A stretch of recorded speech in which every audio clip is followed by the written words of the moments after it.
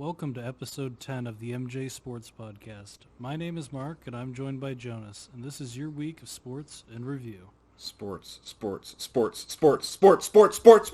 Woo! And we are back once again, and today, for episode 10, we have a very, very special guest. This man is a three-time fantasy baseball champion, a one-time fantasy football champion, the former host of the B-Rock Sports Show stationed in Springfield, Missouri. We have Brock Wilson. Let's give him a hand. What can I say? Quite the intro. Yes. All for you. The best. Yeah, I mean that's Jonas's specialty here, the intros. Yes. Well, Brock, I don't how know does what it to say. feel? How I'm does it feel to be back on the podcast game? Well, I've been out of the game for a while, but it doesn't mean that I don't stay out of the sports news because I'm certainly in it.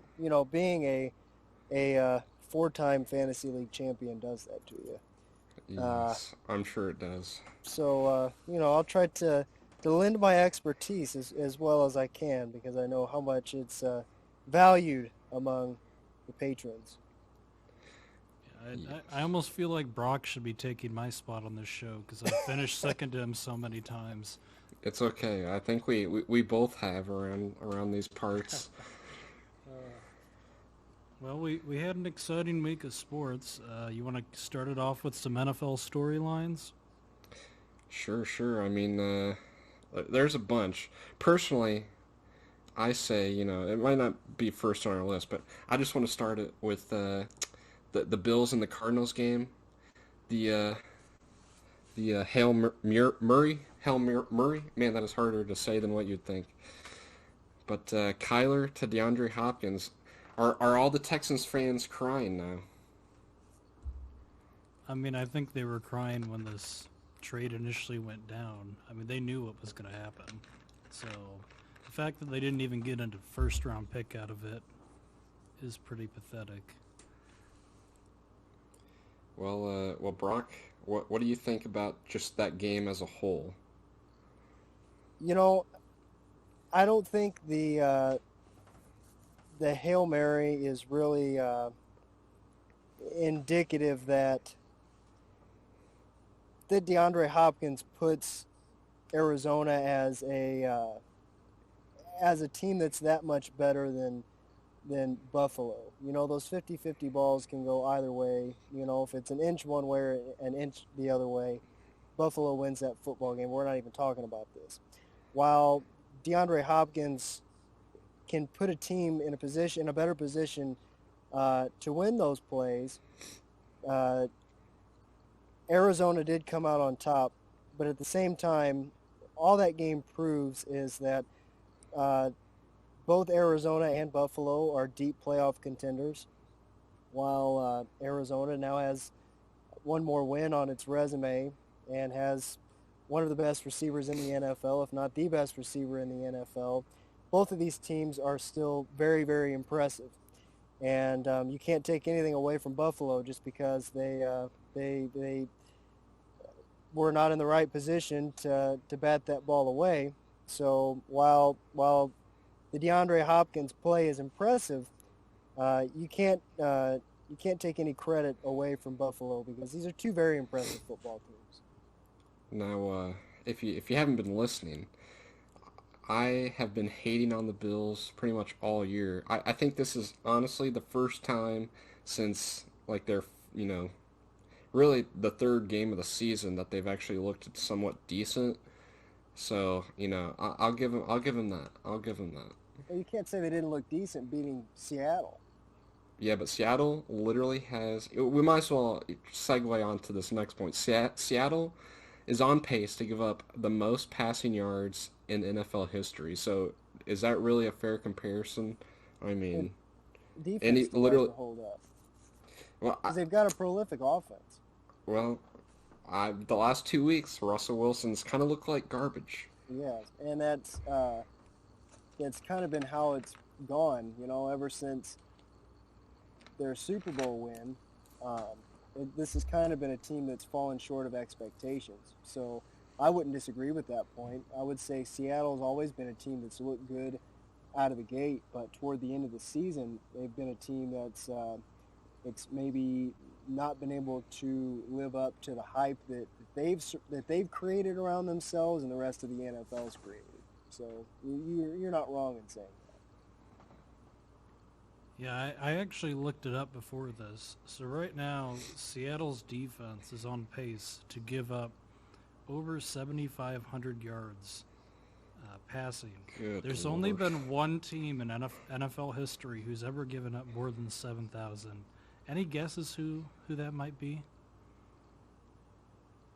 The 0-16 Lions. No. It was actually the 2012 Saints. Was that the year that... Oh, no. That wasn't the year they got beat by Seattle, was it? No, they went 7-9 that season. Man, that's bad. But I figure as teams... I mean, everyone's passing the ball more, so I'd figure you would kind of see these numbers pile up if you don't have a good... Either A, a good defensive line to create pressure, or B, good safeties and corners, so... Yeah, I mean, and again with Seattle, it's just brutal that they can't have any health or consistency at running back. I mean, we talked about that last week a little bit, how it's absurd that they wouldn't have one of their starting 3 running backs healthy for some of their games. Well, I also think it's surprising that the defense has underperformed as much as it has, because coming into the season, this was supposed to be revamped defense, a defense that was supposed to, harken back to the days of the Legion of Boom. You bring in Jamal Adams, and, he's supposed to, be the leader and take over where that squad left off. And he had a good couple games of the season, racked up a handful of sacks, and he's underperformed as well since then. And I think that there were a lot of, as we've talked about, a lot of questions surrounding that defense, but questions surrounding why, their moneymaker, Jamal Adams, has struggled so much as of late. Well, Brock, we actually talked about this last week, that Jamal Adams was a really good player on a horrible Jets team, and so maybe Seattle overpaid for him, which I think they overpaid regardless of, how good he actually is. But then he comes into what kind of is a better defense. At least last year they were a better defense than the Jets. So it's like, is he really as good as what we thought he was in New York?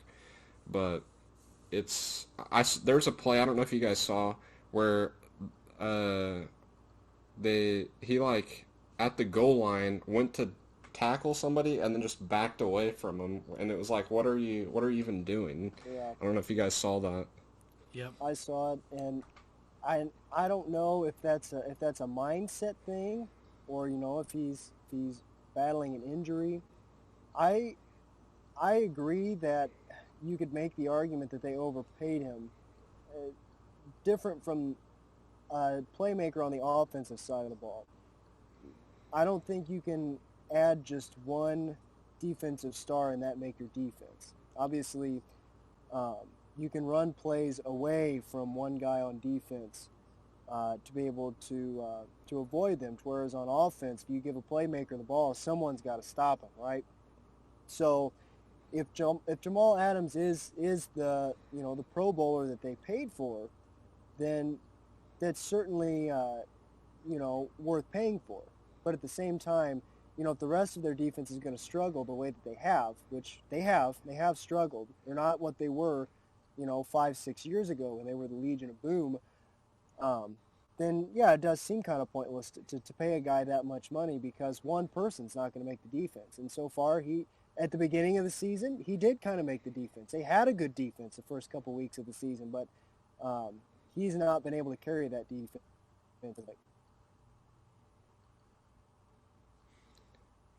Yeah, Yeah, I mean, go ahead, Mark. Go ahead. no, Sorry. no, no. Well, I absolutely agree with you. I think that's a good point.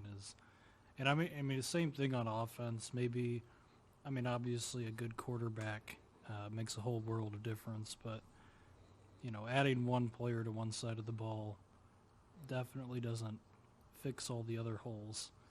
I mean,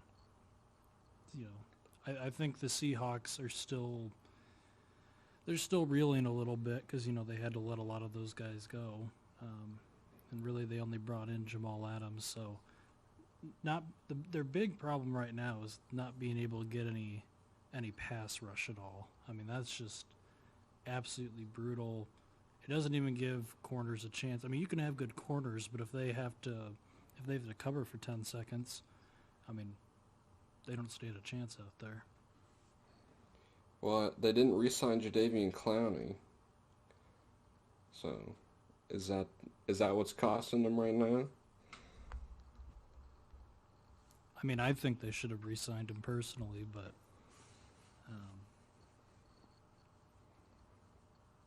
or you got to find a way to address it in the draft. But Yeah, that doesn't necessarily help them now. no, a little bit too late for that. Well, and But the other thing is this is a clear playoff contender, regardless of how much they've struggled as of late. Now, losing to the Bills and losing to the Rams, who, by the way, are not bad football teams. But Russell Wilson not looking great. I think he's got a lot of stress on his shoulders having to carry this team fully on offense. The defense has been so bad. But you bring up a point, needing help, something that they can address in the draft. Is this something that they can address right now? As you get down to the stretch of the season, we're past the halfway point now. If this is a team that really thinks it's one of the best in the league, they can contend for a Super Bowl, maybe they do need to add another name on the defensive side of the football. Yeah, I'm not exactly sure how they do that though. I mean, the yeah, trade deadline's come and gone. We didn't really see any action with that. So unless they can find someone on waivers or pull up a guy from either their own practice squad or someone else's practice squad to make an immediate difference, I'm not sure we're going to see any major personnel improvements. Well, and that's the other thing. A lot of times, sometimes all you need is a fresh face, a different rotation. If right now the starting 11's not getting it done, it's not. Someone else deserves a chance. Someone else deserves a call up, and you never know. You never know who that person's going to be. It could be an unknown guy. It could be a guy that's it's not an all-star like Jamal Adams, a guy that not a lot of people are familiar with. It could be a guy on the practice squad. But if we're talking about this team in particular, someone else deserves a chance because the starting 11's not getting it done right No, I definitely agree with you there. yeah. Well, Mark, I don't know if because, so let's say there is someone to sign, for free agency. I don't know if you want to go into these more intensive protocols. I actually didn't really even hear about this, so I don't know if you just want to update. Yeah, the NFL just announced today that moving forward, so like a team has one positive case, they get put into intensive protocols for so long. That involves things like no in-person meetings, to-go lunches only, no use of the locker rooms aside from game days, stuff like that. They've pretty much announced that every team for the rest of the season, with the rising numbers and COVID cases, is going to be put in that. And I think part of that's on the heels of the Raiders now have 6 positive tests. I think I saw that Washington has a positive test, and I think I saw another 1 or 2, which the players, I've heard Aaron Rodgers complain a little bit about some of the intensive protocols. So I'm sure this isn't a popular move among the players. I mean, part of it on the league standpoint is clearly they don't want to have to reschedule any of their games. But that's now. pretty much that.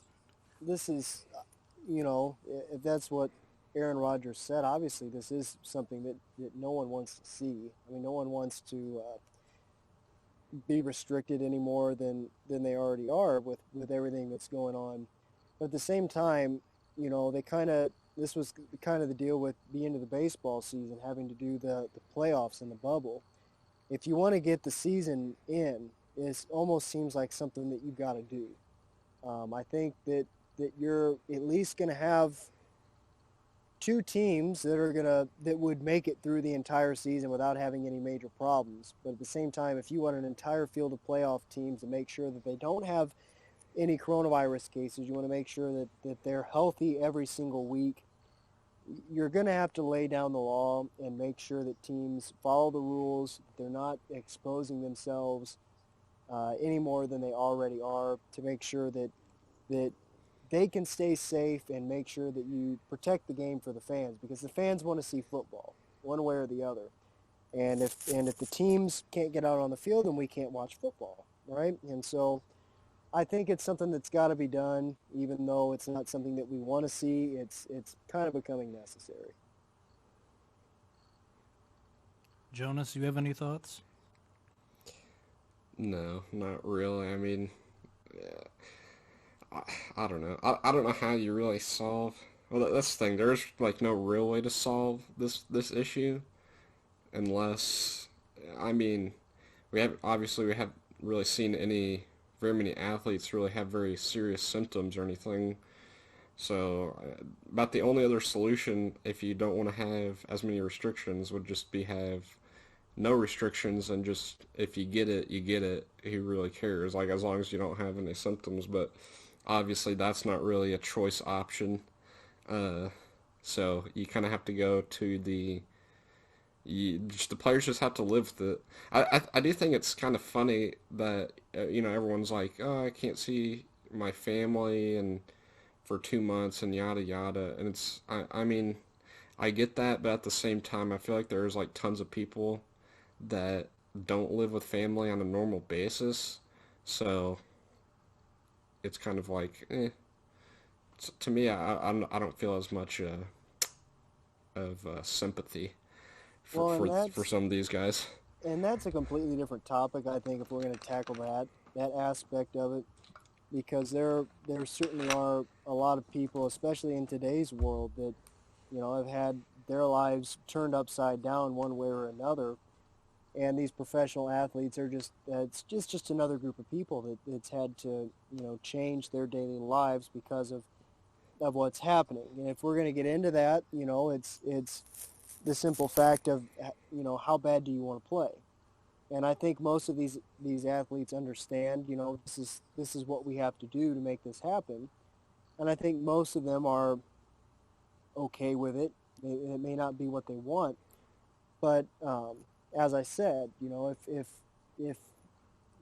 you're going to finish the season, if you're for sure going to finish the season, and make sure that you have enough teams to have a playoff, and make sure that every team plays every week, you kind of don't have a choice, as much as you don't want to say it, because if someone's got coronavirus and they've exposed other people to coronavirus, they have to quarantine regardless of who they are, regardless if they're a professional athlete, regardless of what kind of shape they're in. That's just the world that we live in.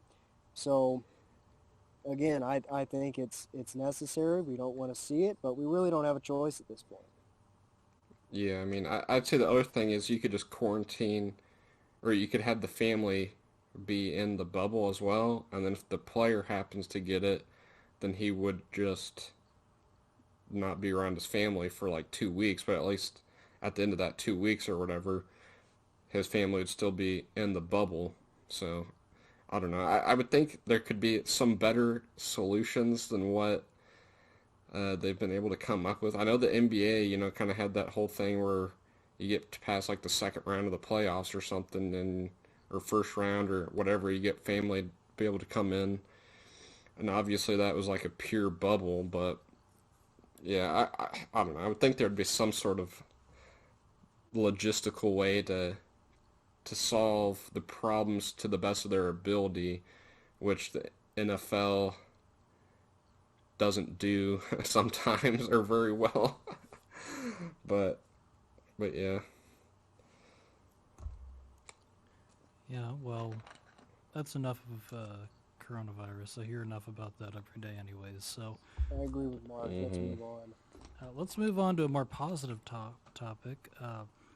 It's famous Jameis time for the New Orleans Saints. Drew Brees suffered a collapsed lung and multiple fractured ribs, which means we get to see Jameis Crablegs Winston uh, take the field once again. I guess the real question is, will he throw 30 touchdowns first or 30 interceptions first? I'm leaning towards 30 interceptions. I don't know. He got LASIK. LASIK Jameis. Yeah. I mean, who knows? Here's the thing: is like Teddy Bridgewater came in, went 5-0 for him. So I would think the Saints are structured well enough to where they could win, as long as the thing that Teddy did really well was just not turn the ball over. So if Jameis can just not turn the ball over like 3 times a game, I think the Saints will be fine, and at least they could put together a winning record with him. But Well, and here's the thing: if Drew Brees is only out a couple weeks, it's really not that big a deal. I don't think if you're the Saints, you're worried about not making playoffs. But opposed to the Teddy Bridgewater situation, he came in and did exactly what they needed him to do, as you said. He was a game manager, didn't turn the football over. That is the exact opposite of what Jameis Winston does. And there's no denying that. Drew Brees, I'm not going to call him a game manager. I think that's taking away from his ability as a quarterback. he's Alex Smith. But he's not a deep ball thrower. He's not a big playmaker. He's a dink and dunker. And this team's built around a quarterback like that, with a running back like Alvin Kamara that makes plays in space, with a top wide receiver like Michael Thomas that works short routes and makes plays in space. Jameis Winston does not play that way. So for the next couple weeks, you're completely overhauling this offense to become something that it is not built to be. And I think I'm not saying that it's going to fail, because it could work, but it's going to be very interesting to see how this plays out with him at quarterback.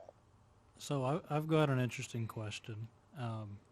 Let's say Jameis goes out there. Let's say Breeze is out indefinitely right now, and Jameis goes in next 2 games. He throws like 3 picks each game, not playing well. Do you consider starting Taysom Hill? It's their only other guy. I mean, I don't. Here's the thing: is what I've never understood is why they don't use Taysom Hill to pass the ball more. Obviously, you don't want him to make a dumb mistake, but I don't know. It just seems like they've like slowly kind of turned him into just a one-dimensional player whenever they use him, and I don't know. It's almost like, in a way, it almost seems like Sean Payton doesn't really have a ton of trust in him, and I'll let you guys kind of Well, toy with that idea. I think that's a good point, because you don't really have that big of a sample size.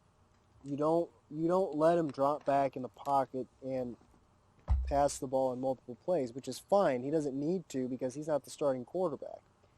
I think the way that they use Taysom Hill right now is completely acceptable. I don't think they need to do anything different with the way they use him right now. He's a gadget guy that's very athletic, that's very strong. They can pretty much do whatever you need him to do.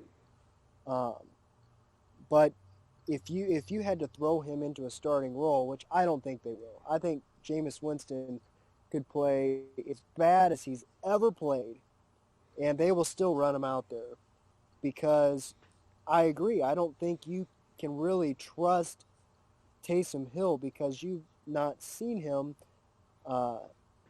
play consistently as a pure passer. Yeah, and I just want to, Brock, whenever he said that they're like overhauling their offense to, because Jameis is like all this, he's a different type of quarterback. I don't really see him, I don't think he's going to go in there and be what he was at Tampa Bay. I think they're gonna, you know, he's been working behind Drew Brees and with Sean Payton this whole season. So I think I don't think he'll be quite as gunslinger as what you might think. I think he might adapt a little bit more to throwing these short routes and then using Kamara to set up play action for your deep passes. And I do think, he'll probably will make a couple of mistakes, but I think the Saints as a team are good enough to overcome those mistakes. So, but I don't think it'll be a complete kind of overhaul, just sling it around offense going Well, forward. and if he does play that way, I think that will show just how much he's matured since he's left Tampa Bay, since he's been playing That is true. behind Drew Brees. Um, and I think that would be something very positive to see. Um, and you may be right in the sense that they have, I don't know, reined Jameis in, but I don't trust, from what we've seen from his entire career, that will happen. I think we've definitely got to see him play in this offense first to be able to make that conclusion. But I think it's a possibility. I think it's a possibility that they could have transformed him to work in this offense. But from what we've seen from Jameis Winston historically, it's tough to imagine him playing that way. Yeah, Mark, what do you think? I mean, I don't want to spend a whole lot of time on it because I agree with both of you. You know, I don't think they're going to overhaul their offense completely. But with Jameis, you do get the added dimension. I mean, you do know that he can throw the ball down the field. A lot of his issues in Tampa Bay seem to be related to decision making. So, if that's improved, maybe sitting behind a guy like Drew Brees, being around Sean Payton, I'm real interested to see what he can do in this offense. Would you start Taysom Hill at any point? Absolutely not. I agree wholeheartedly. I think he's nothing more than a gadget player. They almost never throw with him already, so that should tell you enough that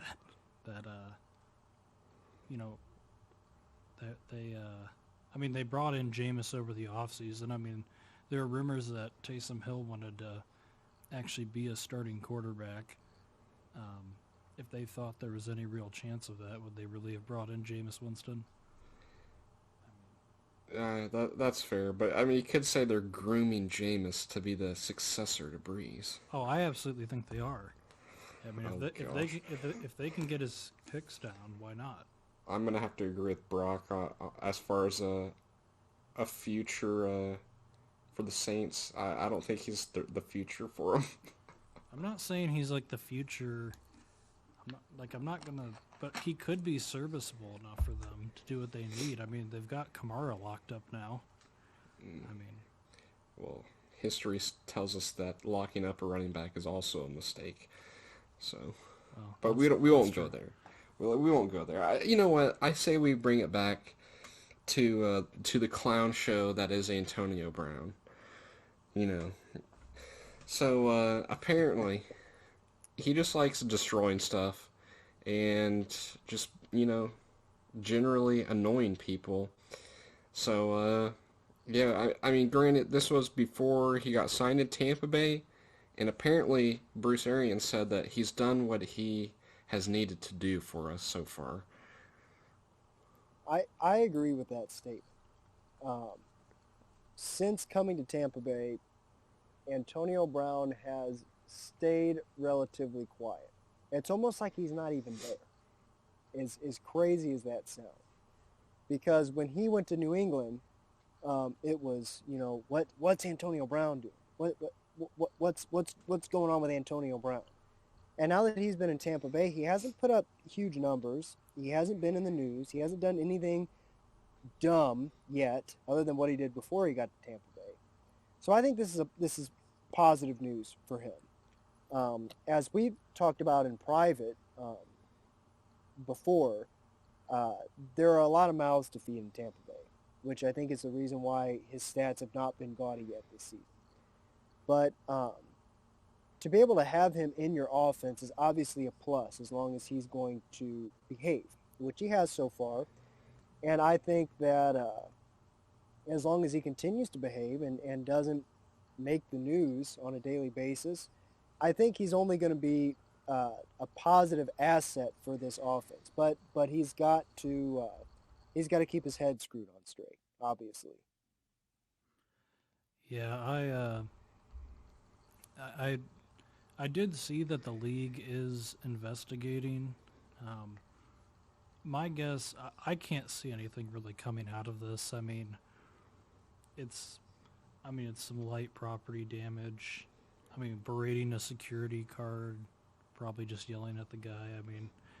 I don't see any real discipline coming out of this. And even if it does, like you said, there's plenty of mouths to feed in Tampa Bay. So, um, he is a big depth piece for them, obviously. If you can have Antonio Brown as, like your number 3 wide receiver in your offense, you're doing something right on talent acquisition.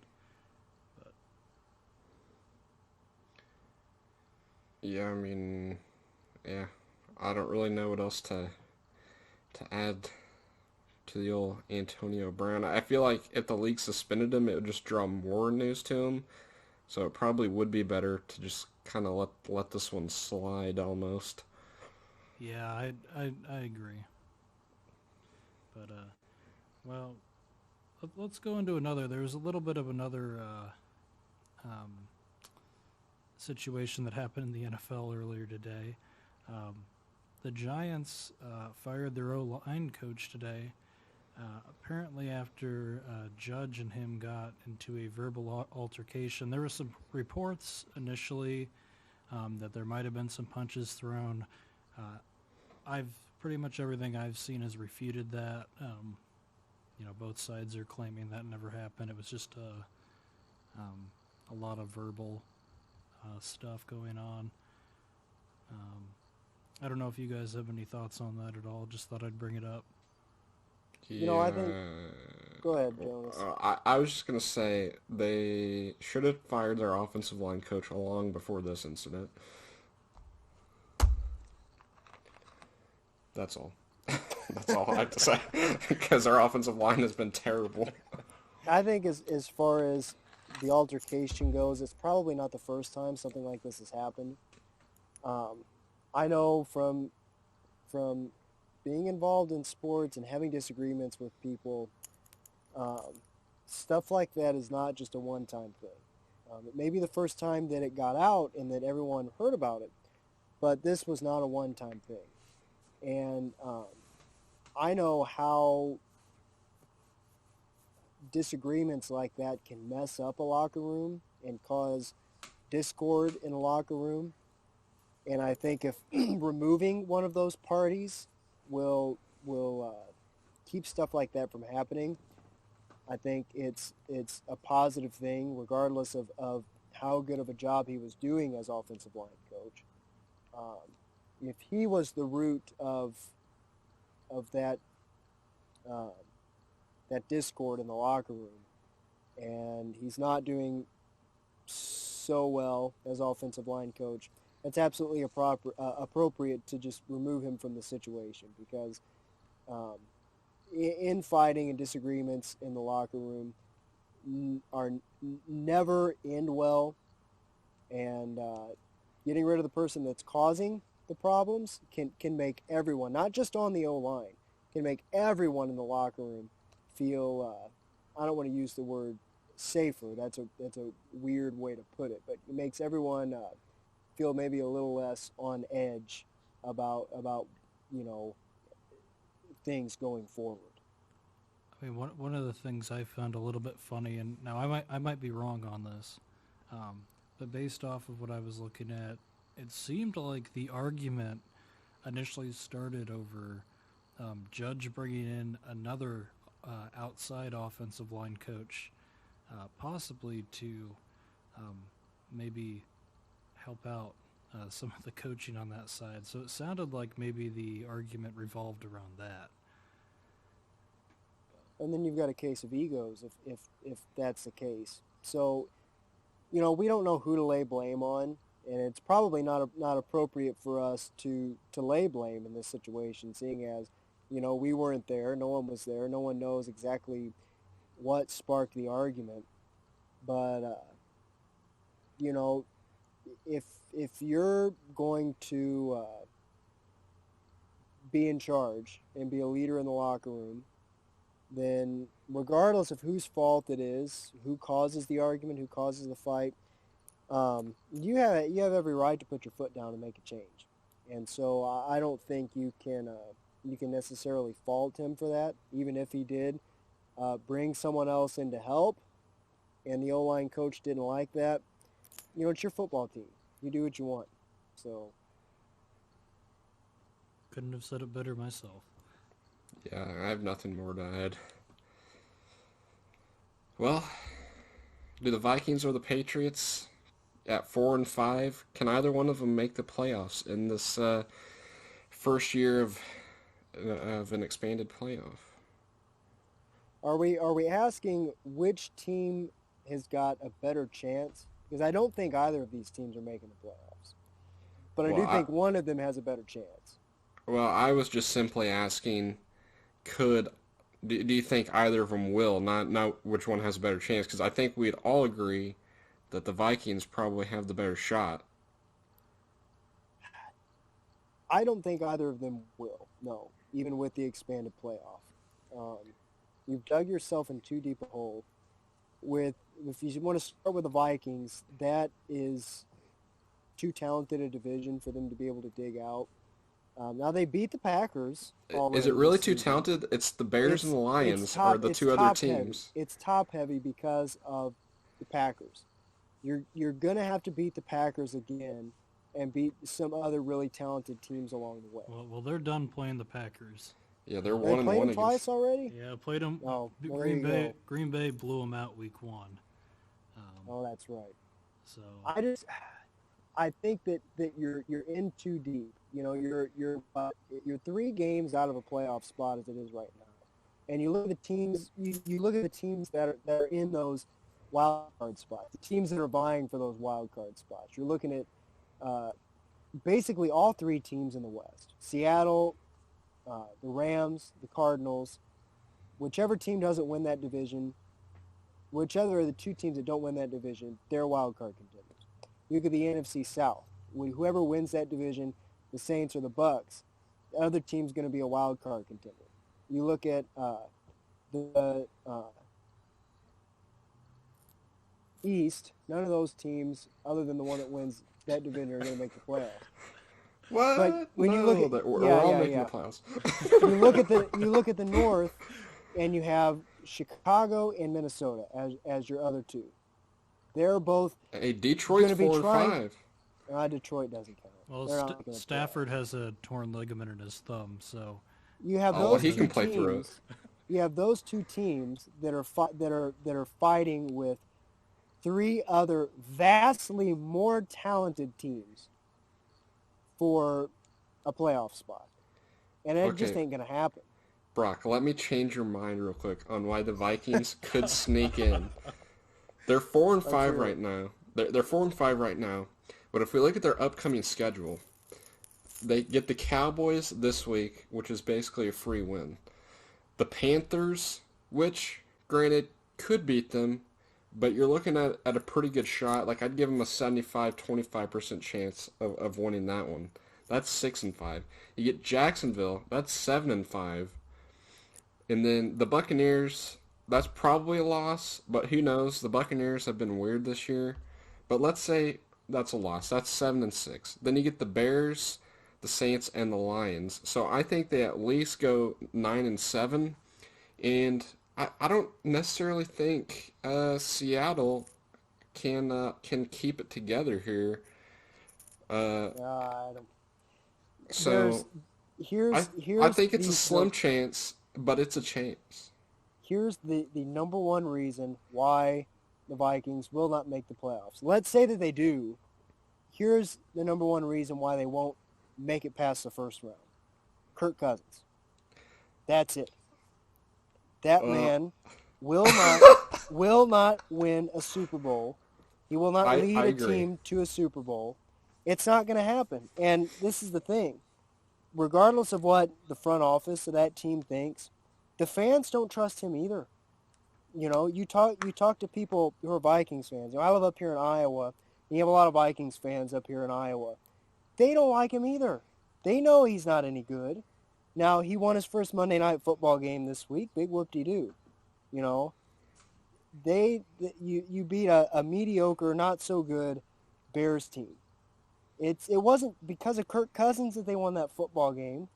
You know, I don't know. Kirk Cousins played pretty decent. I mean, I think going into the game, I was kind of expecting, because I was thinking Kirk Cousins is going to have to do more than what he's done the last 2 weeks in order for them to win this game, because I figured the Bears would kind of contain Dalvin Cook, which they did a pretty decent job on, at least comparatively the last 2 weeks. And, I mean, Kirk Cousins had a nice touchdown pass to Thielen, and another one where he was wide open, so obviously that should have been a touchdown. But you know, I don't know. I think he did pretty decent. I do think 1-5 might be too big of a hole to dig out of, considering the competition. But I don't know. I think they have a slim chance, a very slim chance. with Kirk Cousins, it's flashes of greatness, is what we've seen, and they have to get consistent, above average play out of him to be able to make an extended playoff run. Oh, And I don't think they'll we've make. never seen him do that. I don't think they'll make a playoff run. I'm just simply saying there's a slim chance they can make the playoffs. Because I agree with you. I don't think he's a very good quarterback. I mean, he's average.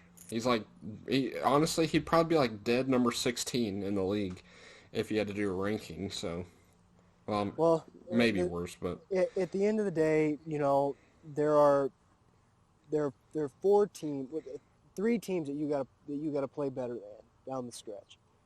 The two teams that don't win the West, and either Tampa Bay or New Orleans. And I'm telling you right now, they're not going to finish with a better record than any of those teams. That's just not going to happen. That's what you have to contend with. I mean, can you say that you think that the Vikings have a chance of finishing with a better record than either the Rams, the Seahawks, the Cardinals, the Bucks, or the Saints? Because they have to Maybe. finish with a better record than one of those teams. Maybe if they still had Christian Ponder for a quarterback. I mean, if Seattle continues to fall apart, maybe. The other four teams, no, not a better record than the other four, no. Well, you want to move to the Patriots? Mark, I'm just assuming that you have nothing else to add about the Vikings. Look, congratulations. The Vikings beat an absolutely horrible Bears offense Whoa, Mark. that Nick Foles couldn't even finish the game in. Whoa, Mark. I don't want to hear about this average, terrible offense after they beat you guys the I week didn't- before. No, I'm talking about the Bears offense. No, I know. I'm just saying they beat you guys too. Yeah, we have a horrible defense. Well, that is true, but still, Nick Foles is good. Changed my mind. What was it, 106 passing yards, 1 touchdown, 1 That's interception, 106 more than Mitchell Trubisky. and a bruised hip or something like that? Hey, it's back to Mitchell Trubisky, I guess. Look, let's go from one quarterback great and Nick Foles to another in Cam Newton. As Oh boy. Well, they're not making the playoffs simply off of there's like 9 teams that can make the playoffs. I'm optimistic of the situation in New England because of who is in charge. When you have a guy like Bill Belichick that knows how to command a locker room and command a team, regardless of the lack of talent that they now have, especially on the offensive side of the football, he's still in charge. And truth be told, New England is one playmaker away from being back to being a contender again. You lost Julian Edelman. When Julian Edelman was an everyday player, they weren't so bad. You know, Cam Newton had a pretty good option.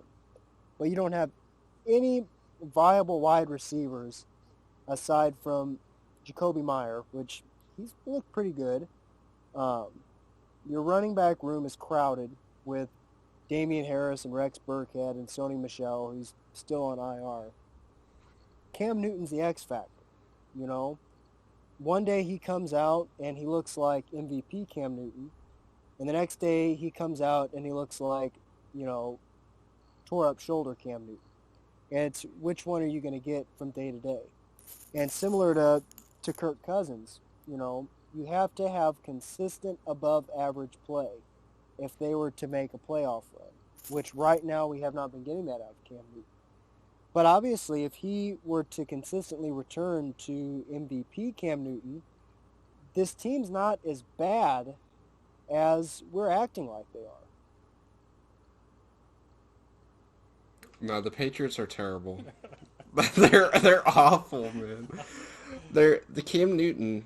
I know you just kind of, you know, dissed on him a little bit, but give me a break. You think that the Patriots are actually somewhat. Look, I get Bill Belichick. Fine. I'll give you Bill Belichick, but still, they are not a good team. They're bad. They're like half their defense opted out of this season. And the defense is still playing well. You know, they're a top half defense in the AFC. Look, they're still in a horrible division, okay? They still get to play. I mean, even the Jets scored 27 points on them. Give me a break. They did, but then they come back the next week and they rein in whatever his name is. Well, look, I don't want to turn this Jackson. I don't want to turn this Lamar into Jackson. Look, I don't want to turn this into hate Lamar Jackson, but Lamar Jackson's not a good quarterback either. So, I mean, look, and that's a pouring rain. What are you gonna do? It's a pouring rain. Look, the Patriots. There's something that somehow they always seem to be somewhat decent, but they haven't lost to the Dolphins yet this year, and they still have to play them, so that's going to be a loss because they always lose to them once. But there's just simply, to me, it's not even about the Patriots as much. There's just simply too many good teams in the AFC for them to overcome. Because you're talking about, which I know you said that they aren't going to make it anyway, but I don't know. Personally, I don't think they're very good. I think Cam Newton, they should get rid of him, but what are you going to do right now? What I'm saying is I think they have potential because of Bill Belichick, not because of the players on the field, not because of the talent that they have on the roster, but they're always going to have potential as long as Bill Belichick is in charge. What if Kirk Cousins was on the Patriots? Would you believe in them then? No, I would not believe in him any more than I do right now. Okay. And here's the other positive thing about the way Cam Newton is playing right now. He for the last 3 football games, he has protected the football. He hasn't turned it over. He's made smart passes. He's been an efficient passer. Now the problem is he can't throw the ball downfield. He can't accurately throw the ball further than 10, 50 yards, which is a problem because you have to be able to make big plays downfield. But as far as being a game manager goes, he's protected the football when he's been outside the pocket, and he's not made bad throws turning the football over. And I think right now at this point, that's what you need out of Cam Newton, because in the stretch when he was hurt and when they were losing, he was not taking care of the football. Now that he started taking care of the football, they're winning football games again. I think that's more because Bill Belichick has decided to throw the ball less, and so it just takes away the opportunities. But I get what you're trying to say.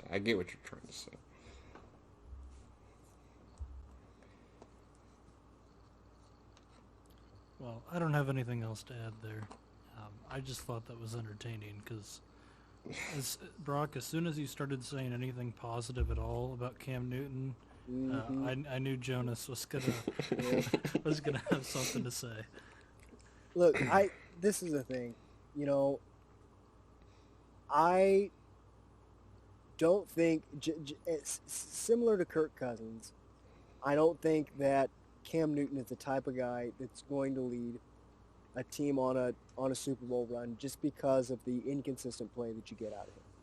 But you can't deny the talent and versatility that he has when he's on. But he's not on all the time. So that's his problem. He was on for one season when he won an MVP and went to the Super Bowl. But as you saw, the inconsistencies and the gaps in his game showed up in that Super Bowl. Now, granted, he had to play one of the greatest defenses of all time in that Broncos team, but he's too inconsistent to make a deep playoff run. Look, So, the year they went to the Super Bowl and he won MVP, it was called a lucky season. That had nothing to do with skill. All luck. well, it as far as the way that he's played since then, you kind of have a point. But I don't want to hate on him too much more. I feel like that was a healthy dose for this episode. Mark, do you want to get into the game picks? Absolutely. Now, Brock. Just for a little preface here, me and Mark have a $5 bet riding on who gets the more total number of games correct, and currently I believe I'm ahead by 6. That's pretty good. So, Yeah, but I'm gonna keep picking against him every time, and eventually it'll work. You got to catch up eventually. Yeah, I'm just hoping for a week where every single game is an upset. well, the Cardinals Hail Mary saved me a game this week. Yeah, that was. And Mark has picked against the Dolphins 3 times. How many times did you pick the Jaguars? Was it 5 Look, weeks? I picked them like the first 3 weeks of the season, and that was a mistake. Sorry, Titans 16-0. Look, that was a dream. That was a dream because now it's back to 9-7. All right, well, let's get into this and we can talk through some of our thought process. Starting off, we've got the Cardinals at Seattle. Who do you have? Man, for some reason, part of me just feels like Seattle's going to win this game. It's a home game for them too. I know. I've just been feeling all week that they're going to win. So I guess I'll. Nah. Yeah, I'm gonna pick Seattle. I'm gonna go for it. It almost seems like Seattle now is the underdog, which is a little bit odd, but Brock, are you also picking Seattle? Yeah, I like Seattle just because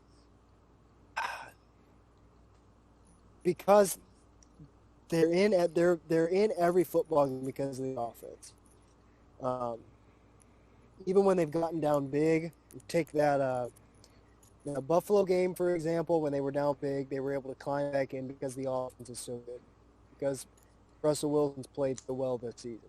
He struggled as of late, but if it's offense versus offense, I think Seattle still has the edge. Well, I'm going to pick the Cardinals here because I feel like this is a game where I can make up a little bit of ground. I think this is going to be a shootout. This is going to be a high-scoring game. I mean, yes. this will be a bit of a shootout. I am projecting Kyler Murray to have 473 passing yards and 13 rushing yards. Ugh. What was your I don't even remember what your prediction from last week is, but I just think it was wrong. Actually, I remember. I actually think my prediction last week was right. I forget what it is, but I remember after I watched the game, I was like, "Oh, I think I was right." It wasn't about Dalvin Cook, was it? No, I don't think it was. I made that awful pick earlier in the year where I said Jonathan Taylor was going to have like 173 rushing yards or something. Right after I traded for him in fantasy. And then he ended up putting up like 40. So, but I'm confident in Kyler. It's just going to be Hail Marys all day. I hope so.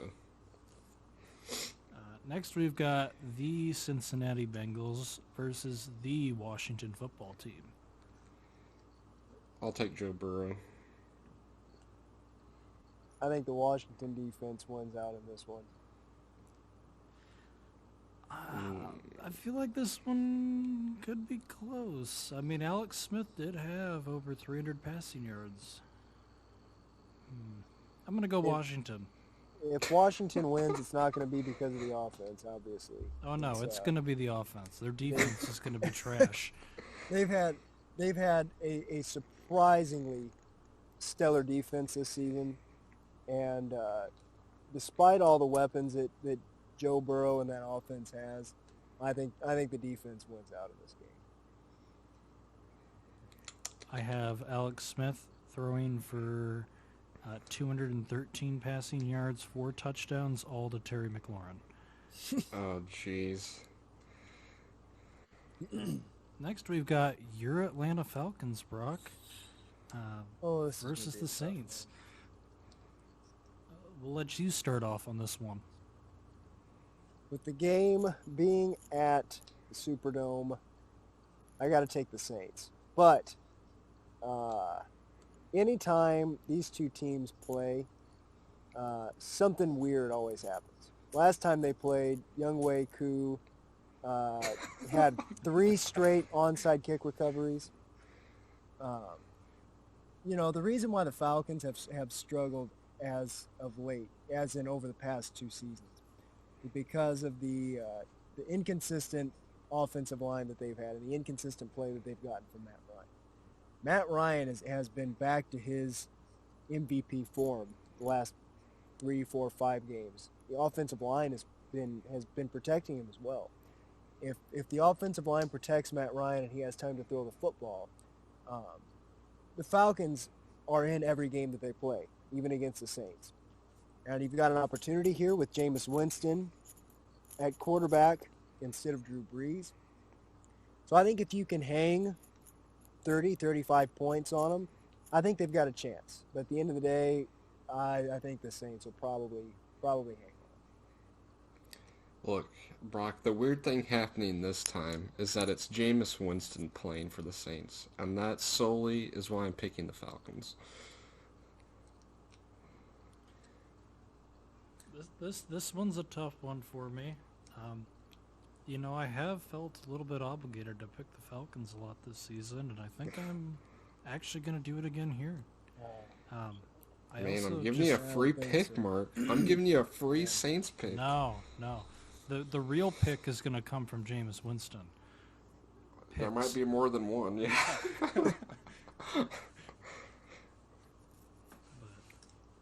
Well, the next one, we're all picking the Steelers. I'm actually, I saw a lot out of Jake Luton. I think I'm going to pick the Jags. No. You saw a lot from Keelan Cole as well. Yeah, I saw a little bit too much from the Jaguars to feel comfortable. But moving on, we've got the Patriots at the Texans. Brock?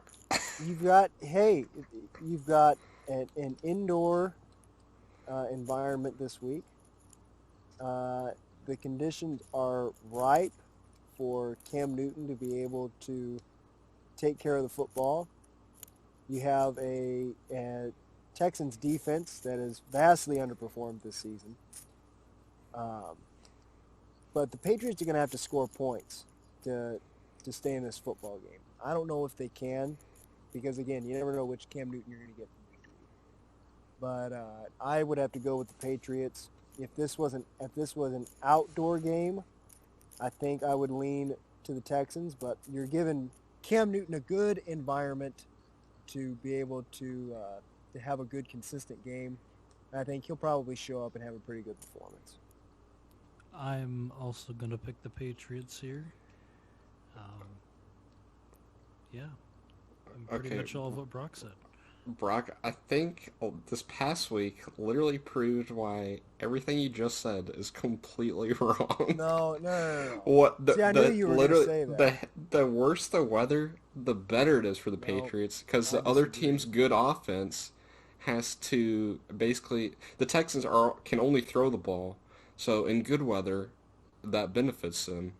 versus when Cam Newton gets to throw the ball, it just turns into a very bad day for him. But So you've seen how well he's been able to throw the football. That's the thing. no, Imagine how well no. the Patriots would have played if you would have had a good weather game last week. Yeah, the Ravens would have won by 2 touchdowns if that was the case. But to each their own. To each their own. I guess we'll see what happens. But I'm gonna go with the Patriots. I just think Cam Newton's You terrible. can't So. pick the Patriots. I mean the after all Texans. that. I mean, Okay. I meant to say the Texans. I'm Good sorry. I'm sorry. grief. I'm sorry. That right there just proves that deep down you love Cam Newton. It's deep in there, but you do. You're right. It just needs to be summoned out of me. Yeah. Next, we've got the Eagles at the Browns. Carson Wentz is also trash. Just give me the Browns. I'll go with the Browns too. Eagles have been too inconsistent this year. The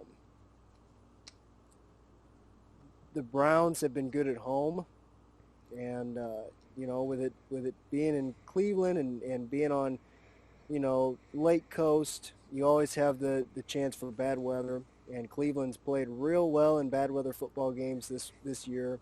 Another opportunity for that this week. And any type of adversity thrown towards the Eagles, they absolutely crumble. And it's kind of trending toward that kind of football game this week.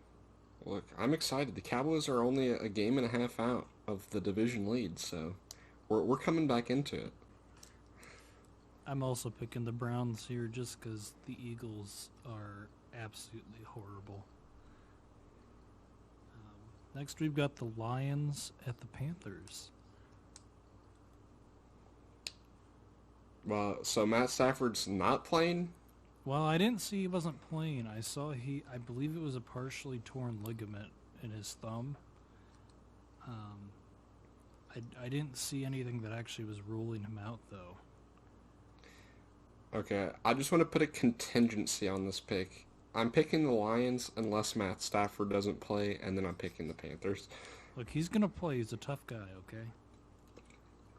I know he is. I kind of like the Lions in this game. Carolina's struggled to put points on the board recently. They've struggled when they've fallen behind.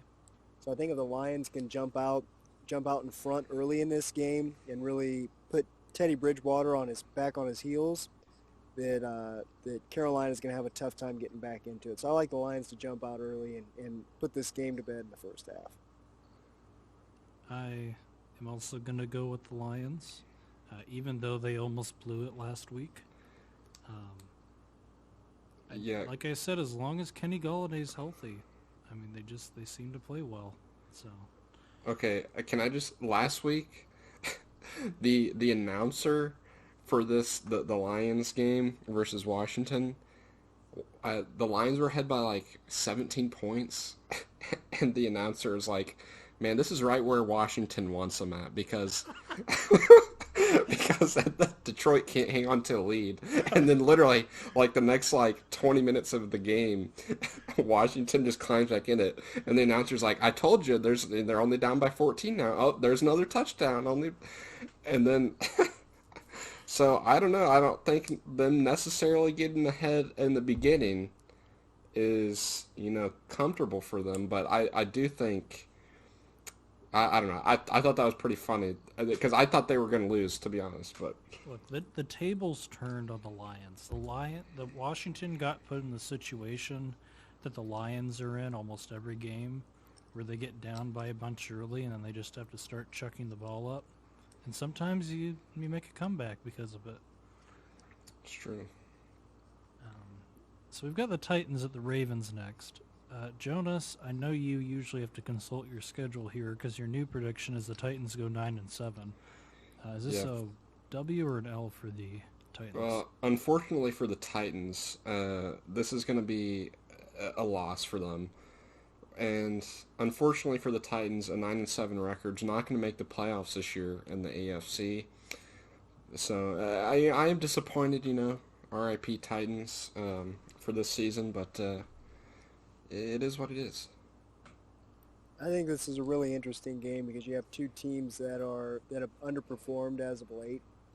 You have two teams that were supposed to be really good this season, and they are both still good football teams, but boy, they struggled the last 2 weeks against teams that they were supposed to play well against. And the team with more talent on both sides of the football is the Ravens. But I think we'll see the Titans bounce back this week after the embarrassing performance they had against the Colts. I think they've got a chip on their shoulder now, and I think they have a good game against Baltimore. I like the Titans. I also like the Titans. Like you said, both teams have kind of been scuffling of late. And I feel like the Ravens have been scuffling more than the Titans. And I think the Titans are, even though the Ravens have a lot of talent, I think the Titans are kind of more poised to turn things around a little bit quicker just because of the culture they've built there. So I've got the Titans. And next we've got the Jets at the Chargers. Is it safe to assume we're all picking the Chargers here, or anyone going Yeah. to be bold? I don't think this is a game the Jets get their first win. Are I you think it saying might be there their is a best game? opportunity. Are you saying there is a game where you think they might? I be able think to get they will theirs? win a game. I don't know what game it'll be, but it's not going to be this one. This is their best opportunity so far. Let me pull up their schedule real quick. I wanna see what our options are going forward for them. There is none. Besides, this one's their only shot. That's kind of my point, but I just want to see, maybe we have some more absolute drudgings to look forward to.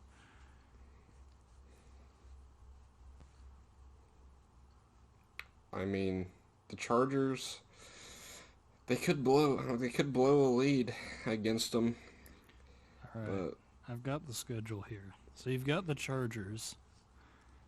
Oh boy. Then you've got Miami. Then you've got the Raiders. You've got Seattle, the Rams, and Cleveland, and New England.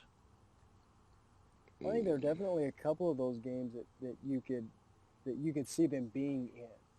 I think you can see them being in the game against the Raiders. They can be in the game against the Browns. I think they can be in the game against the Patriots. Should they be favored in any of those games? Absolutely not. But I think they win one of those football games. I don't think they go 0-16. They're not that bad. Joe Flacco has actually played pretty well since coming in for Sam Darnold, so they'll win one of those games.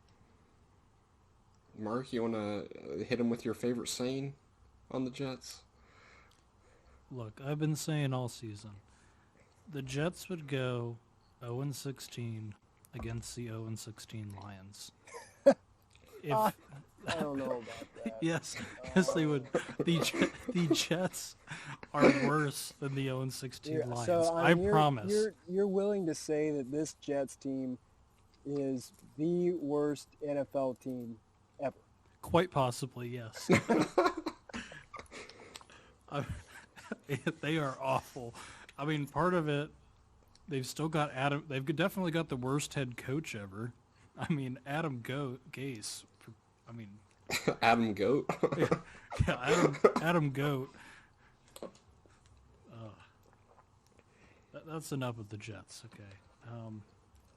Next, we've got the Dolphins at the Broncos. And Jonas, I'm actually going to pick the Dolphins this time.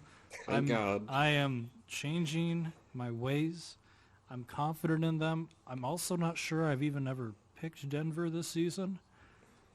Because Didn't you pick him against you picked him against the Jets? Whenever I picked the Jets. Oh, well, that's understandable. I mean, I forgot they played. That's a very forgettable matchup. But yeah, Dolphins. This is going to be one of those weird ones. I think you should keep your eye on it. You have one of the best defenses as of late going against just about the worst offense in the NFL as of late.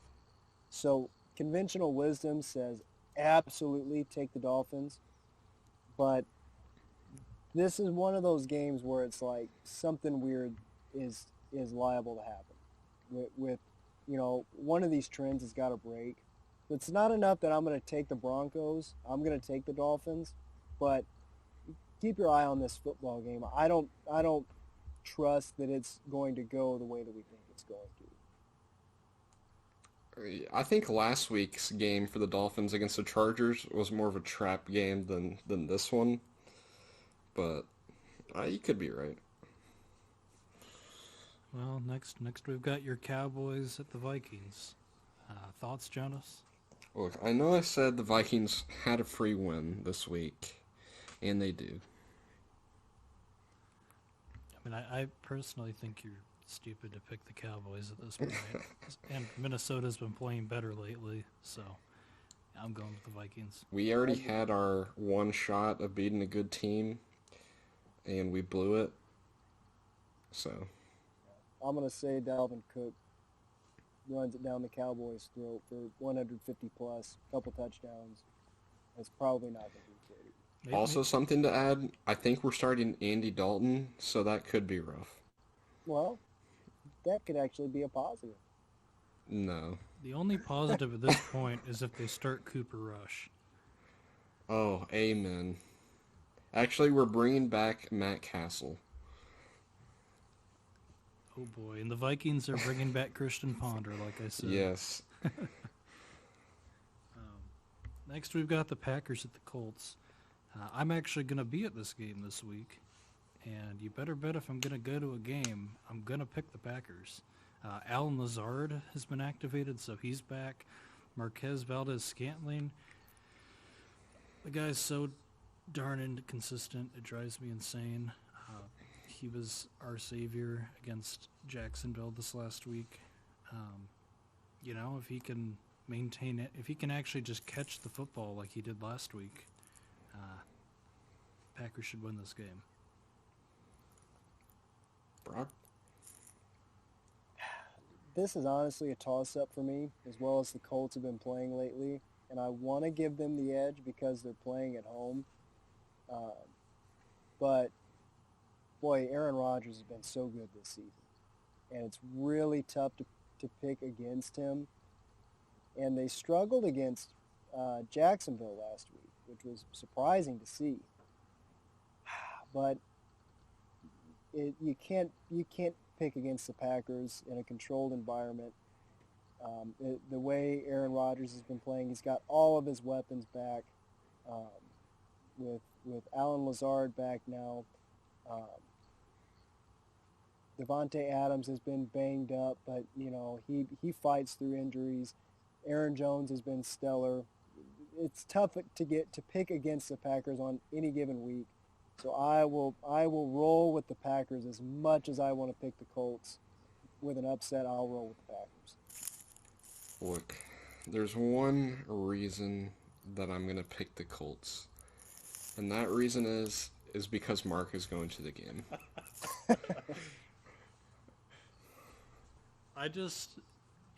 Aaron, against Jacksonville, the weather conditions were not ideal. It was very windy.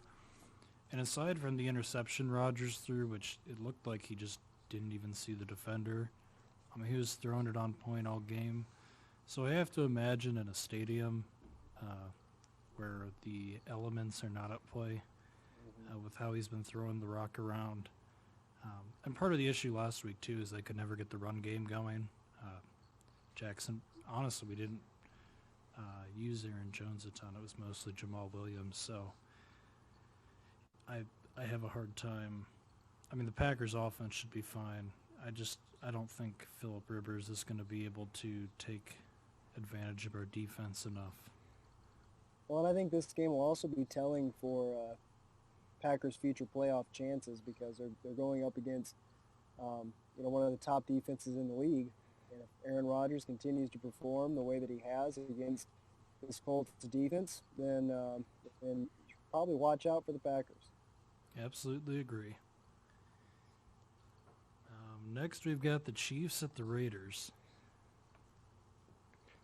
Lightning struck for the Raiders in the first matchup with the Chiefs, but unfortunately for them, it's not going to strike twice. I think the Chiefs might win this game by like 20 points. I agree with Jonas.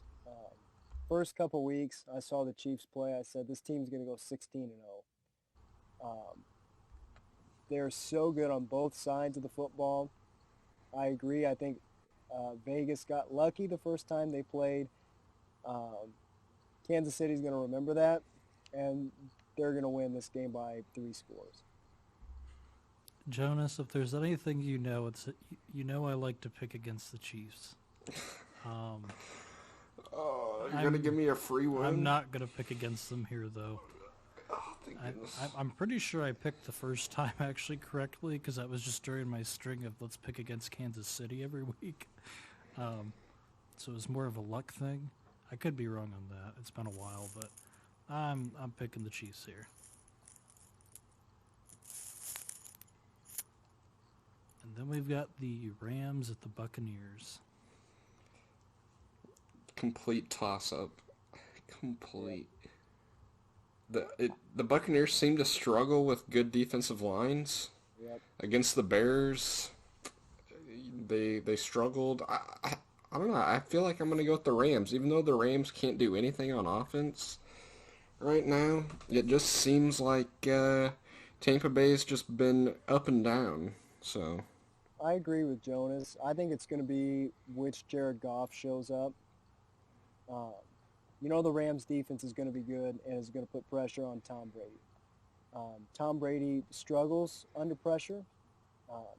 He's still one of the best in the league when he has a clean pocket and has time to throw the football. You put pressure on Tom Brady, that's when he struggles. The Saints were able to put pressure on him, and he's struggling. I think the Rams will do that. So the Rams need an average offensive attack to be able to hang with the Bucs. And I think there's a decent chance that Goff will be able to show up and be able to put up enough points to be able to hold off Tom Brady.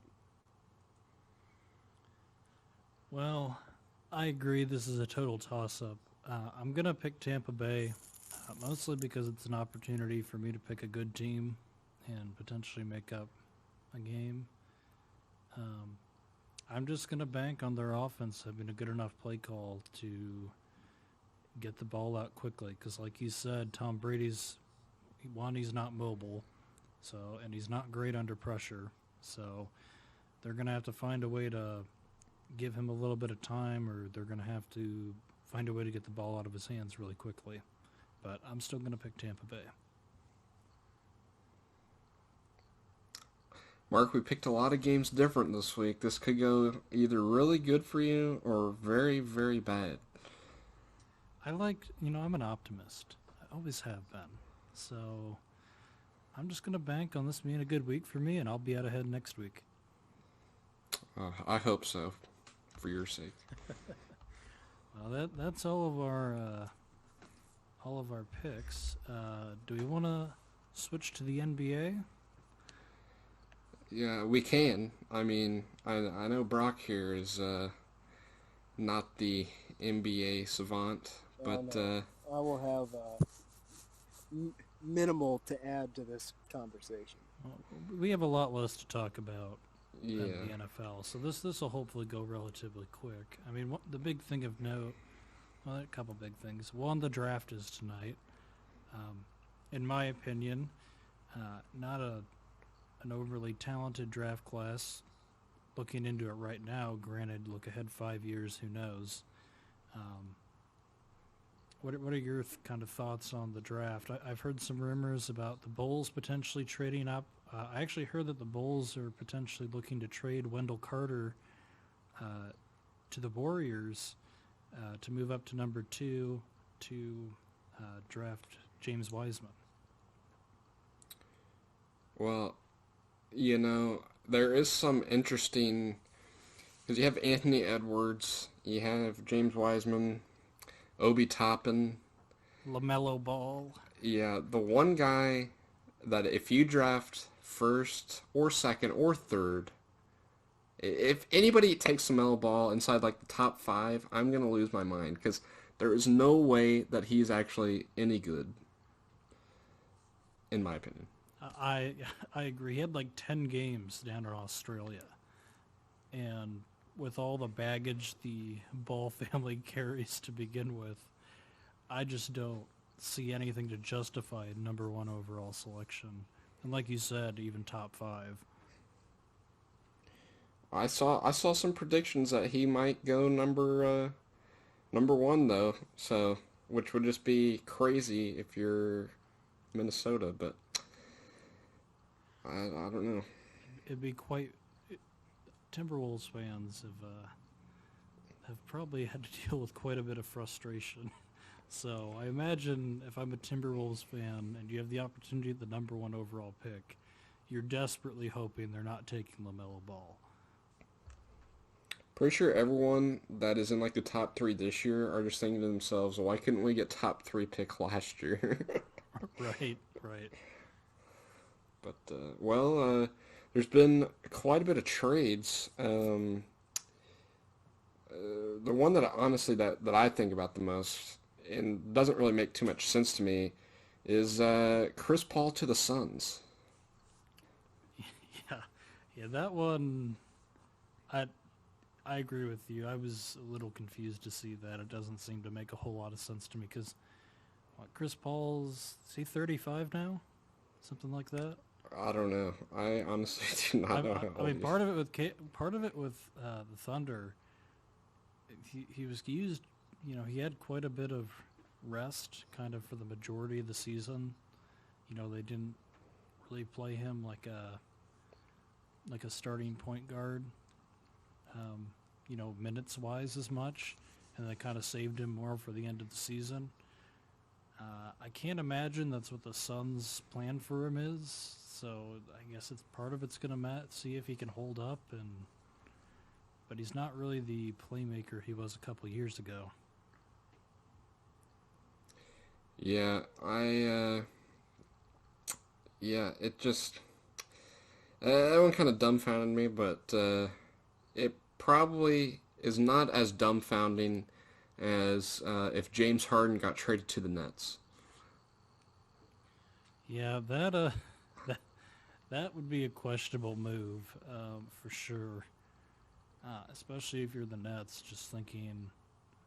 I mean, you had James Harden to a team that's already got Kyrie and Kevin Durant, two guys who in the past have had issues when they're not the focal point of the offense. Adding James Harden to that just seems like a terrible idea, especially because Houston would obviously want a haul in return. And Houston right now has basically said they don't care if Westbrook and Harden want to go. They're fine with it, things getting uncomfortable and holding on to them.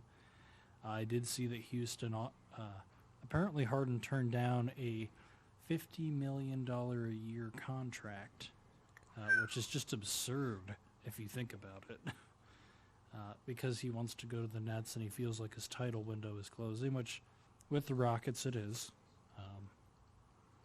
I don't know. Got any more thoughts on that?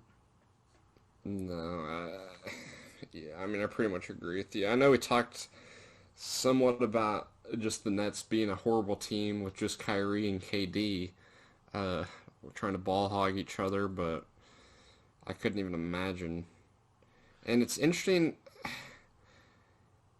just, I don't know, Houston getting Russell Westbrook, I don't know if, I feel like that would be pretty mutual for them to get rid of him after he basically contributed nothing. But I would think you'd want to try to keep Harden. I don't know why Harden wants to leave for it. I just kind of seemed like that news just came out of nowhere. But Yeah, I agree. I think, I mean, obviously you try to get rid of Westbrook, but I'm not sure there's a ton of interest league-wide around adding Westbrook, you know, to a lot of teams that are looking to contend just because he's not exactly a team player. And he comes with quite a contract, so yeah, you have to pay quite a cost to get a guy who may not exactly gel quite as nicely with your team as you'd like. But well, I think the big thing everyone that's been talked about is the Bucks going all in right now with trying to acquire some talent around Giannis. They're clearly making a push to try to get him to re-sign as soon as possible. Trading, well, it's a pure trade of 3 first-round picks and then 2 pick swaps. And I don't remember, it was Eric Bledsoe and one other player to the Pelicans for Drew Holiday. I mean, they got pretty much the same. The Pelicans got about the same for Drew Holiday as what they did for Anthony Davis. So Yeah, I mean, this trade is clearly a win for the Pelicans. I mean, I can't imagine other teams are going to be willing to give up that kind of haul for him. And I mean, I guess for Milwaukee, you've talked a little bit about your thoughts on Giannis, but if you're a small market team like Milwaukee, if these moves get Giannis to sign that Supermax, I mean, I guess you could say it's a win for them. But man, if he doesn't sign this and you just traded 5 first-round picks to get Drew Holiday, you've really hurt yourself in the coming future. Granted, I know NBA first-round picks aren't nearly as treasured or valued. I mean, I heard the comparison that an NBA first-round pick is probably close to equal value of an NFL third-round pick. Probably depends partially on the draft class and where the pick is, but they're clearly not valued as much because you see them just tossed around like this. well, yeah, because it's only every few years where you get like a number 1 pick, overall pick that actually seems to be worth the number 1 or top 3. I mean, even like last year, like R.J. Barrett was, a good 3rd pick, and you basically heard nothing about him during the season. Now, granted, the Knicks are just trash, but it's yeah, it honestly, these guys this year actually could be really good players, but it's kind of become like a reverberal effect after the top 3 players from last year were just so hyped up. So, yeah. I mean, the thing is, there's so many. The NBA draft is so unpredictable too. You see so many busts, and then you also see so many players come out of the second round. Like Jimmy Butler I think he was an early second round pick by the Bulls. Players like that. There's plenty. I mean, part of it's only 2 rounds, so I mean, Yeah. usually you have the top couple guys coming out of college, maybe a 1 or 2 guys who have some that are played internationally that have some name recognition, and then you have absolutely no clue who the rest of the draft class is. So, yeah, I mean, it just depends. Yeah. I mean, that's all I pretty much have to say about the NBA. Yeah, I just had one quick thing on the MLB. Oh, and also just to add, our esteemed guest, he hates the NBA so much that he actually had to leave for the rest of this episode, but that's okay. We'll continue to carry it on here. Yeah, I actually would have liked to have him here for this MLB segment, but that's okay. I would have liked to have him here for the NCAA, considering he's such a big Alabama fan. Also but, true. But it's okay. But with the MLB, free agency has started. I think the biggest deal I've seen is Drew Smiley getting signed, like a 1-year, $11 million contract. I don't remember where he went to. Though that's not what I wanted to talk about. Robinson Cano tested positive for PEDs today, and the league announced he has a full 162-game suspension for next season with no pay. So he is forfeiting $24 million next season, which is quite a bit. This is the second time, I believe, that Robinson Cano has tested positive for PEDs. He tested positive 2 or 3 years ago, I believe. Yeah. Which is a little unfortunate. I mean, Cano, for a while there was definitely on a Hall of Fame track. Clearly now with the 2 suspensions, not very likely, and granted his play hasn't exactly been phenomenal when he's been healthy over the last few seasons, so but that's really the big news out of the MLB. Hopefully we see a little bit more ramp up in some of the free agent discussions. I'm just hoping the Rangers re-sign Joey Gallo. Well, did you see the Please. Brewers are, it sounds like the Brewers are shopping Hader in hopes of getting some bats? Oh, that is, well, actually the Rangers bullpen has been slowly getting better.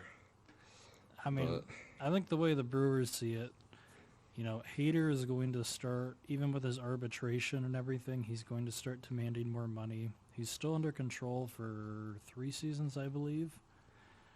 Granted, every season he's going to get more and more money in arbitration. So I think the way they think, he's controllable for a fairly reasonable price. Still a great reliever, and they've got Devin Williams to take over the closing role. I will say the GM, David Stearns, has proven he's not willing to settle in trades. So don't think this means the Brewers are going to force Hader out of there. If they don't get the haul they're looking for, they will not move him. I feel like you guys try. I feel like you guys need to spend a little bit more money on some of these guys because you keep kind of losing these players that are like really good for, you know, obviously small market team, you have to build up your prospect pool, but I feel like you guys have the last couple years have been like 1 or 2 like great players away, and then like you know, after a season goes by, you trade one of them, and then you bring in another really good player, and you're kind of back where you're at. So I don't know. To me, it might be worth trying to hang on and just sign a couple of like really good players, above average players for like a season or 2, and just seeing what you can do. But Well, the thing with the Brewers, it sounds like they want multiple MLB-ready bats. okay, And that well, that was might make more that sense. was Milwaukee's, like, the pitching was not the problem in Milwaukee last season. Everybody going into the season said it was, but Brandon Woodruff proved that he's an ace. Corbin Burns was in the Cy Young conversation. He finally figured things out. He looked phenomenal. Brett Anderson wasn't bad. I mean, Milwaukee, their pitching's not, and the bullpen's fine. I mean, bullpen played pretty good. You know, you hope Corey Knebel actually gets completely up to strength again this next season. Bullpen's going to be fine. So, they really needed bats though, and I was a little surprised. Our best acquisition, Jed Jerko, they actually declined his $5 million option, which was a bit surprising to me because he was one of our better players down the stretch. So right now there's a lot of openings in that offense. I mean, we don't have a first baseman. I mean, they could bring back Daniel Vogelbach, but his career line says he's not going to do what he did this last season, and he's really more of a DH player. Well, aren't they keeping the DH for this next year? I believe so. You know, Manny Pena is going to be back at catcher. That'll help out. Hopefully, Omar Narvaez can find his bat again for catcher. You've got Keston here at second base. At shortstop, you probably still have Orlando Arcia, who didn't play bad this last season. He was much more consistent offensively. Third base, probably have Luis Urias, who they acquired from the Padres at the beginning of the season. He got off to a hot start. Still a really young player. Needs to develop a little bit more. We'll see. I mean, you get Lorenzo Cain back in center field, and that's going to help the offense too. So it'll be interesting to see how things shape up, but they really need more production out of, well, they need Christian Yelich to play like Christian Yelich again. They need Keston Hiura to play like Keston Hiura again. They need production, and they need production in the first and third. If they can get that, they're going to be fine. But Well, the Rangers need to get production out of Rougned Odor again. I'm pretty sure I owe Devin like $5. I'm pretty sure you do too. Never bet on Rugnan Odor. Never. But yeah, I mean, yeah, I don't really feel like talking about the Rangers too much, at least right now. But You want to move into something we do like talking about, which is Rutgers. oh, thank goodness! I thought you were gonna say college football. No. Oh, So, yes. so I found our Rutgers fact for the day, and this is a bit of a history lesson. Oh boy.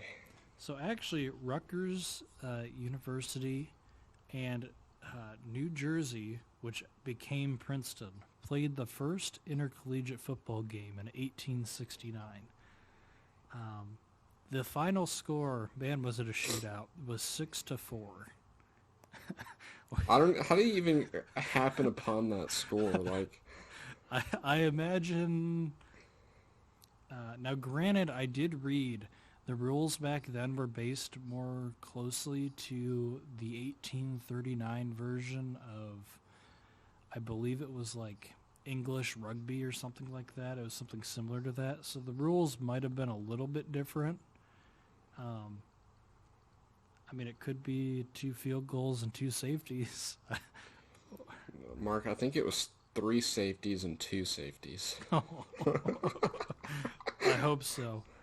But since then, Rutgers being one of the oldest football teams, they have a fantastic record of 481, 491, and 22 in 106 seasons. Well, it's good to see they have a losing record. Well, and things have only gotten better since they joined the Big Ten. Since joining the Big Ten, Rutgers is 19-52, and only 7 of those were conference wins. Yes, that is true excellence out on the football field right there. That is something, for sure. They need to leave the Big Ten, please. Just go to the worst conference. I disagree. Keep them there. Oh, why? So Ohio State and Wisconsin can just get free wins over here? Look, they're on Wisconsin's side of the Big Ten. Okay. Oh, thank goodness.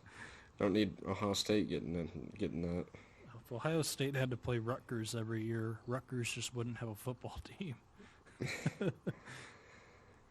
Oh man, I can't. They literally. I think the average for like teams winning has to be like seven conference wins like a season, and they only have 7. Man, that's just. What's even the point of going to a like? Like what would you do for a Klondike bar, Mark? What would you do if you had to go to a Rutgers game? Or do you mean what would I have to do to get out of going to a Rutgers game? Yeah. Oh boy. Well, if they're playing Wisconsin, I'd actually like to go to that game. Well, yeah, Wisconsin aside. I mean, it'd just be a waste of 3. Well, it'd probably be longer than 3 hours, because they'd just be airing it out the whole time, and the other team would just be scoring instantaneously. So it'd be a long game. It'd be pretty brutal. I'd probably just eat the loss on the ticket money. No, Mark. You don't have to pay for the ticket. We're just forcing you to go. We're just dropping you in. I think I'd rather go camping for a weekend, and I really don't like camping. Oh, man, that would be rough. Maybe camping in the parking lots, kind of like tailgating for a weekend, right ahead of the Rutgers game. Mark, what about going on a couple of choice dates? I mean, I'm always down for a date, so. Oh, but these ones are choice, Mark. Anyway, sorry. Yeah, well, I don't even know what I'd do. Going to a college game would be kind of entertaining, even if it is Rutgers to me. I'd say maybe give me about $40 that I can spend on concessions. I'd go. $40, huh? That gets Yeah. you 2 trays of nachos and a large drink. Oh, that's exactly what I would be spending. Hey, college games, they gotta have cheaper concessions than that. I mean, surely. Well, I would hope so at a Rutgers game. But, well, Man, I could go for some nachos now, Mark. well, why don't you carry us into our next segment, and then you'll be close to getting your nachos.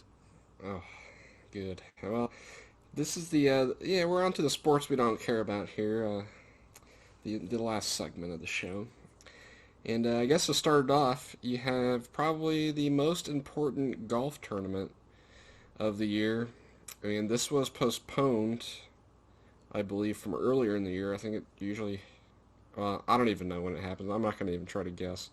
But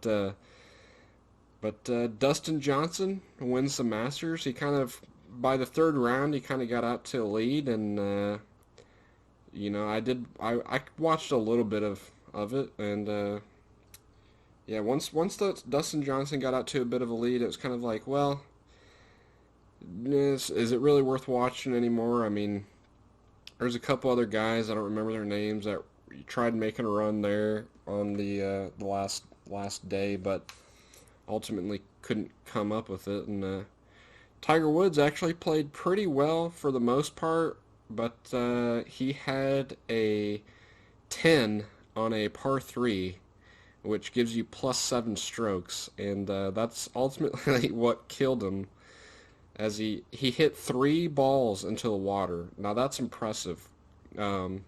Even, you know, coming from someone like me who usually has to hit like 2 tee shots before I, you know, am able to get it across the old lake. But yeah, so entertaining, I guess. You know, more entertaining if you're a golf, you know, enthusiast. But yeah, I don't think we predicted it right. I think my prediction was like Rory McIlroy, I think, or Jason Day. No, I picked Jason Day, which Yeah. I still don't even know if he played. I picked Tiger. Yeah, you know, he had a shot go into the first 2 rounds. His first round score was like the lowest first round score I'd ever shot, so I looked promising in the beginning, but yeah, I think people were trying to crown Justin Johnson as like the new Tiger Woods, and it's like, why do golf people keep trying to do this? Because yeah, there's nobody that's going to be on that level like consistently, I think. Um, but the next thing we have is the ATP Nitto Finals going on for tennis.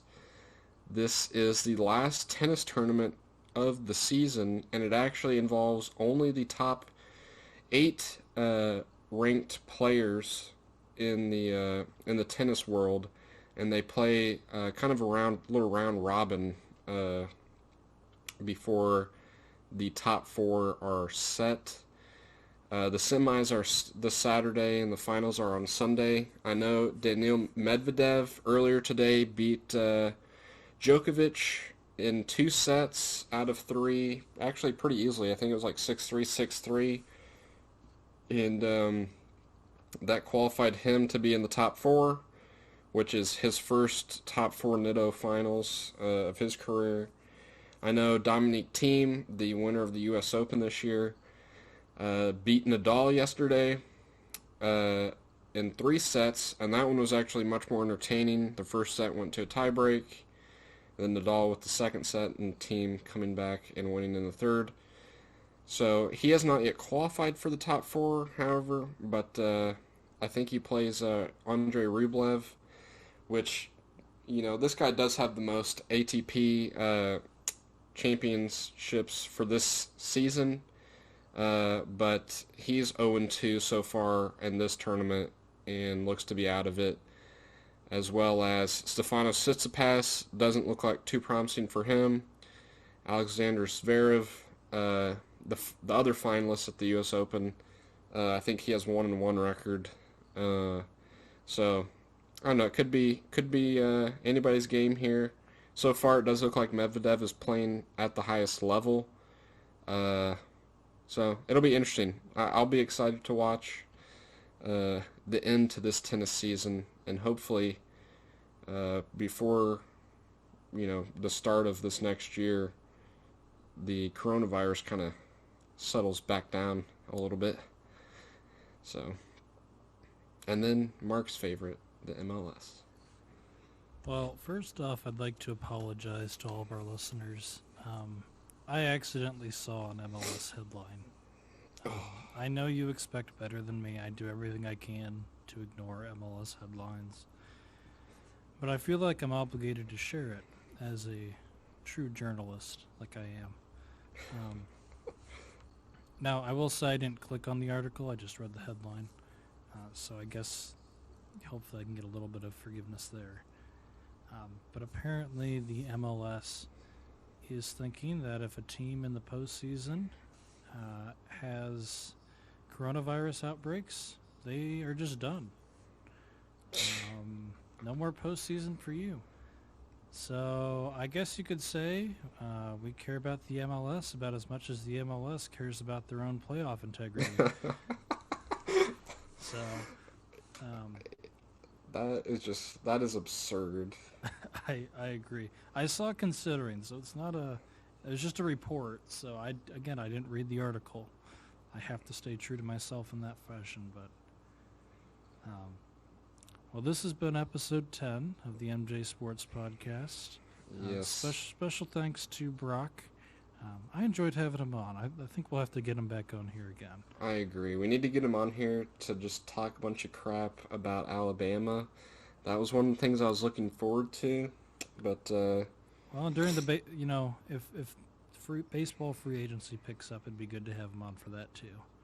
That's true. We could maybe just bring him in kind of towards the end of the podcast because, I don't figure he would have a ton more to say about, particular NFL stories. So, but yeah, this has been, we made it 10 episodes. It's like a little episode 10 extravaganza here. I don't know if you have anything else to add to it. Just thanks for listening, and we'll be back next week.